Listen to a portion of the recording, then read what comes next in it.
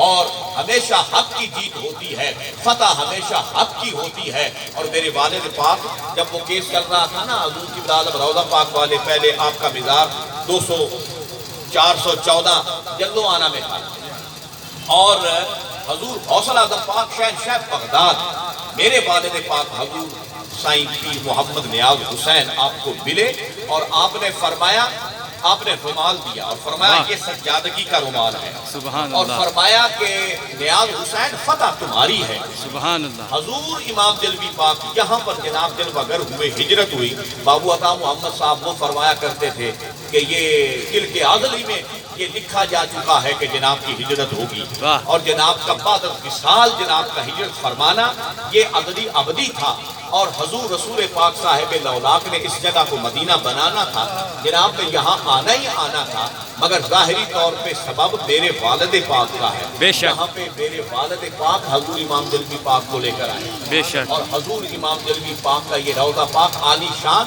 اور اس جہاں میں اس وقت ایسا روضہ کوئی نہیں۔ ہاں جی لے آئے حضور قبلہ عالم روضہ پاک والوں کا جیسا روضہ ہے ایسا روضہ کوئی نہیں، اور ہم تو فخر کرتے ہیں، ہمارے تو وجود جو ہے وہ تو فاخر ہے، ہم تو فخر کرتے رہیں گے۔ حضور رسول پاک صاحب اولاد کی امت میں بھی ہم شامل ہیں، اور حضور کی اولاد میں شامل ہیں، اور ہم خوش نصیب اور خوش قسمت لوگ ہیں۔ یہاں آنے والے لوگ بھی بڑے خوش نصیب ہیں کہ وہ حضور قبلہ عالم روضہ پاک والوں کے آستانہ پر حاضری دیتے ہیں۔ یہ تو مدینہ الرسول ہے، رسول پاک صاحب الاولاد کا ذل ہے آپ، اور حضور امام دلوی پاک سرکار دو عالم صلی اللہ علیہ وسلم کی صورت ہے، اور آپ کی ہی سیرت ہے، اور سرکار دو جہاں مالک کون و مکان۔ آپ نے فرمایا، حضور امام پاک امام دلوی سرکار نے فرمایا، روز ازل سے ہوں میں غلام محمدی، ہم سر نہیں کوئی میرے اعلیٰ نصیب کا، میں روز ازل سے حضور کا غلام ہوں، اور جیسا میرا نصیب ہے کسی کا نصیب ہی نہیں ہے۔ اور پھر فرمایا، تانا بما غلام محمد نہادہ اند، سجدہ کہے ملائکہ شد آستانے ماں، میرے آستانہ پر آ کر فرشتے بھی سر بسجود ہوتے ہیں، فرشتے بھی سجدہ کرتے ہیں، اور فرمایا کہتے ہیں گنج مخفی حق کا گوہر مجھے آتی نہیں ہے دیدہ اہل نظر مجھے، اہل نظر کی نظر بھی ہمیں نہیں پہچان سکتی کہ ہمارا کیا مقام ہے، اور کہتے ہیں گنج مخفی حق کا گوہر مجھے، گنج مخفی کون ہے؟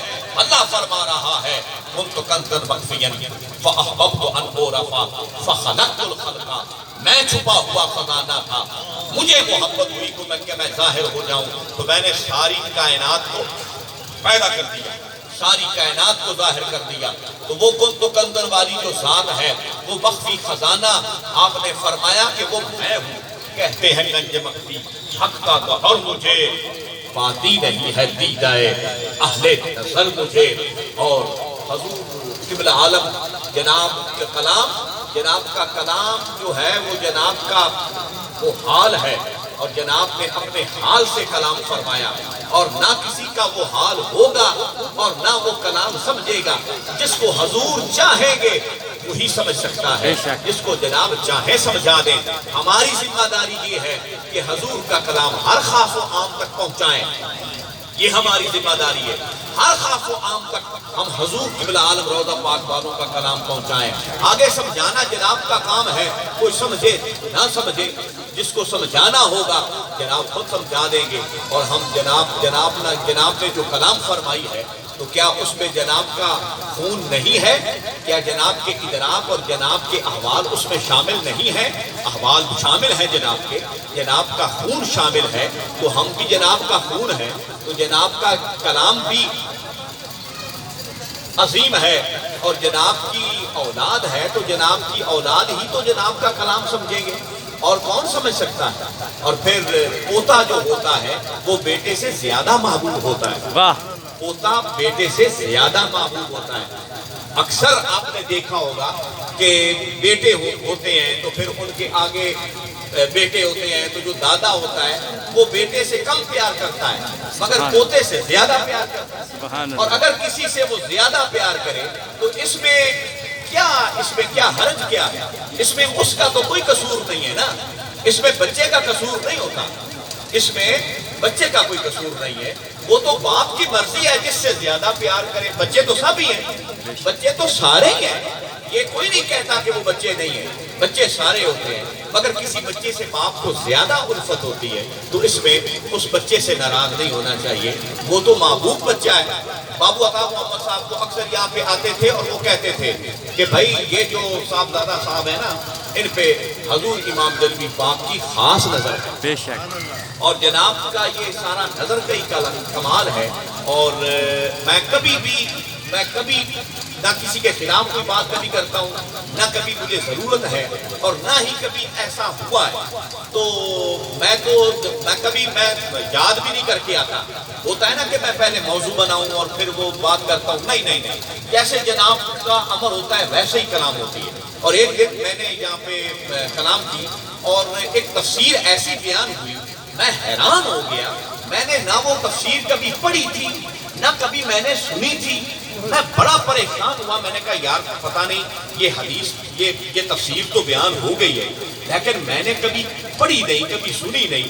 میں نے حدیثیں اور تفسیریں دیکھنی شروع کی. کافی ساری میرے پاس تفسیریں ہیں. دیکھتا گیا کوئی تفسیر مجھے نہ ملی جو میں نے بیان کی تھی. میں نے بالآخر نہ حضور قبلہ عالم روضہ پاک والوں کی تفسیر اٹھائی تھی, اسرار المقطعات و رموز المتشابہات.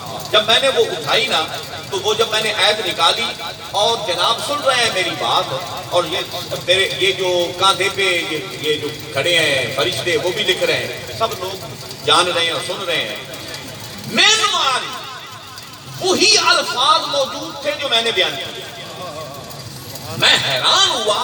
میں نے کہا کہ میں نے تو پہلے یہ پڑھا ہی نہیں تھا, یہ کیسے بیان ہوا؟ تو وہ میں نے پھر خیال کیا کہ نہیں, جناب نے فرمایا وہ بچہ بے کچھ چالاک نہیں ہے, پر کون کہے ہے کہ وہ تیراک نہیں ہے. سبحان اللہ. بطخ کا بچہ وہ آپ انڈے سے نکلے تو دریا میں پھینکے تو وہ ڈوبے گا نہیں, کیونکہ فطرت نے قدرت نے حسن فطرت سے اس کے پاؤں ہی اس قسم کے بنائے ہیں کہ وہ ڈوب ہی نہیں سکتا. تو ولی کا بیٹا ولی نہ بھی ہو تو اس میں اثرات تو ضرور ہوتے ہیں, بے شک اثرات تو موجود ہیں. تو حضور کرم فرمائے, جناب مہربانی فرمائے, ہم سب کے دلوں کو روشن فرمائے آمین. اور مزید روشن تر فرمائے آمین. اور حضور ہمارے جو آنکھیں ہیں ظاہری اور باطنی وہ کھولیں اور ہر ایک کے احوال جاننے کی توفیق عطا فرمائے اور اپنی روحانیت سے ہمیں مالا مال فرمائے. اپنے علوم ظاہریہ اور علوم باطنیہ سے ہمیں فیض یاب فرمائے. تو